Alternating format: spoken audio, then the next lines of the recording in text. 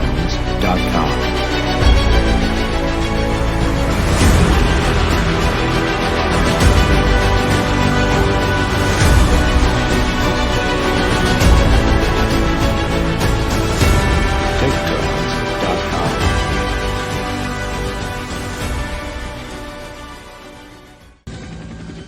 All right, once again, coming in low and hot here, KNZZ, KGLN, Rick Wagner here, getting it right, your political Viking here on KNZZ, KGLN.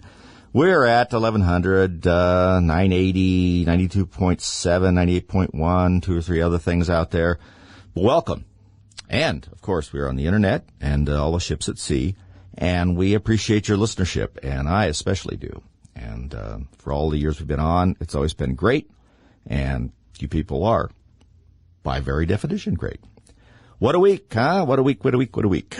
Well, we have so many issues to talk about that I think it's best if we just kind of maybe put some soft music on and just composed ourselves and did meditation instead. Unfortunately, that's not how you maintain a democracy. It is, however, how you lose one. You certainly lose a constitutional republic that way. I have some stories here that I had posted that I wanted to talk about, like you guys take a look at too. You can go to our website, politicalviking.com, or thewaronwrong.com, or I believe even the rickwagnershow.com, and you'll see what I believe is becoming the most comprehensive news aggregator site, around.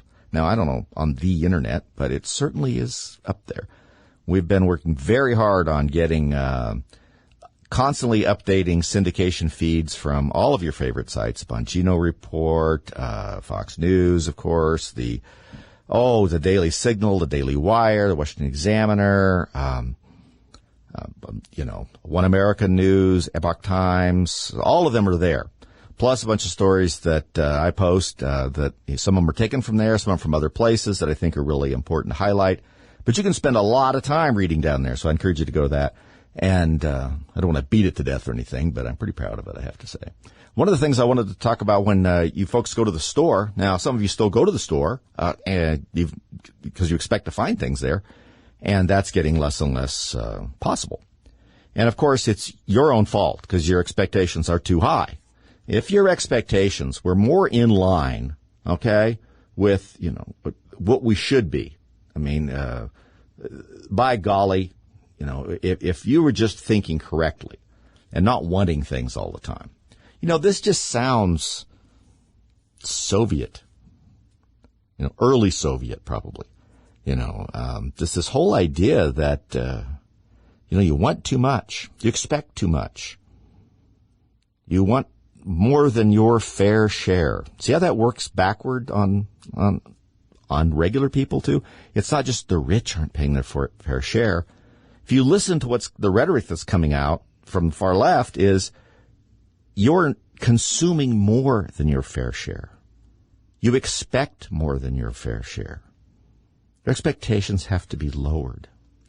I'm in the process right now of trying to find, and I will find for our third segment, I believe, good old Jimbo Carter's speech from, I want to say 79, about the Great Malaise and so forth. There's a little bite in there that I think I'd like to find. It's about a minute or so long and remind you of what it's like to, be down for the count in the ring and waiting for someone to come along and throw some water on you and drag you back to your corner and revive you, which is what happened with Ronald Reagan.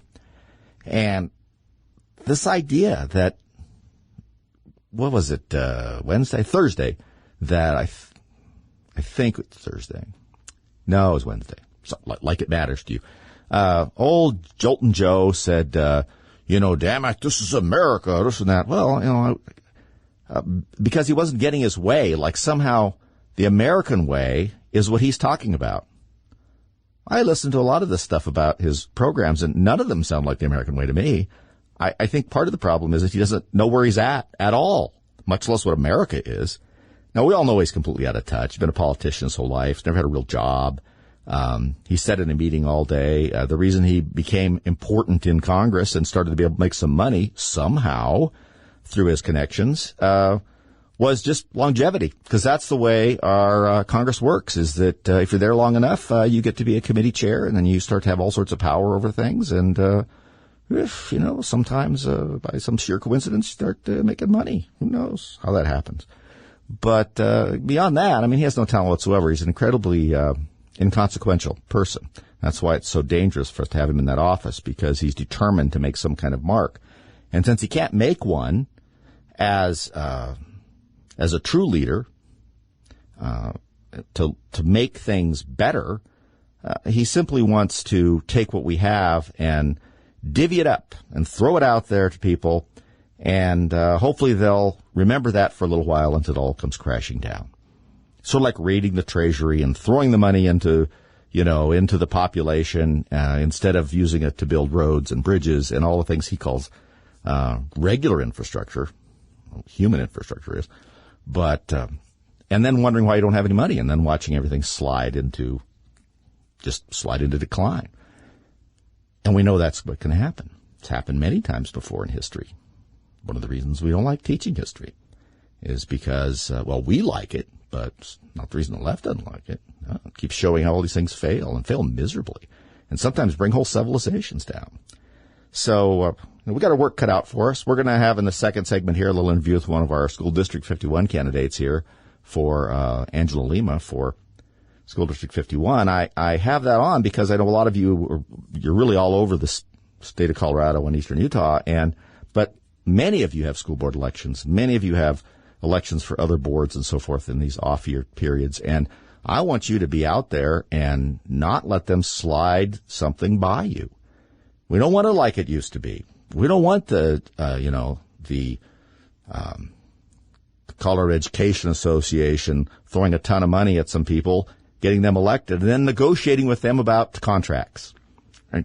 And then, of course, when the money comes, it never really trickles down to the teachers. Now, many teachers understand that. And some of this stuff that gets handed out and whatnot is, it comes from the teachers. No, it comes from the union. The individual teacher has a hard time making themselves heard in here. It's a very disturbing lobbying group, frankly. And it is at odds, just like Franklin Delano Roosevelt said, it is at odds with the people who fund it, which is you. And unions shouldn't be at odds with the people of the United States. That's what he thought. And it's hard to find somebody a bigger union proponent than him. Well, I guess Joe Biden, but you really can't count him for anything because he doesn't know what he's talking about. He hasn't known what he's talking about since, let me think.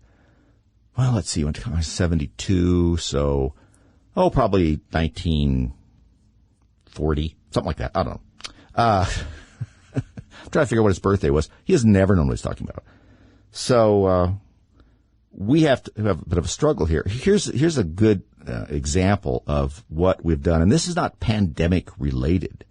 It is slightly pandemic related, despite the fact that we want to hear that spin all the time from the White House. But if you want to ship a container, and I have this on the website, if you want to ship a container, one of the big containers, from China to here, where we get way too much stuff from, last year it cost you $3,800 to ship that container from China to here.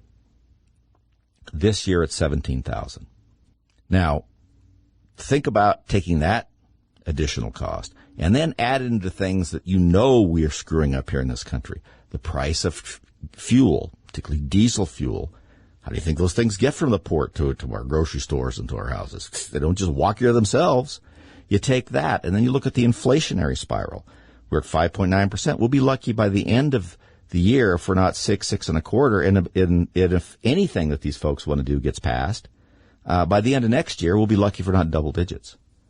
We'll be making Carter look like he was, halfway decent if we're not careful, because the acceleration is on. These things accelerate. The more you do, the faster it crumbles. So we have to be pretty aware of that. But that's something to think about when you're wondering why things aren't here and why they cost so darn much. We're not going to wave a wand over that and make it go away until we start doing things to get out of the way and lower these costs. And part of that is to minimize the amount of time that the government bosses you around. We'll be back in a minute. Stand by.